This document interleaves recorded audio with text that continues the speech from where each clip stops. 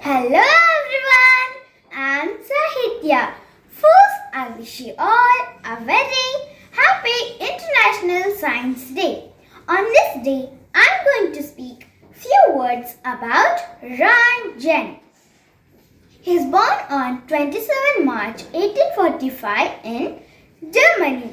He is the famous German physicist Rontgen is the one who discovered the X-rays. The X-rays imaging creates pictures of the inside our body in black and white shades. Rontgen received the first Nobel Prize in Physics in 1901 for the discovery of X-rays. Thank you.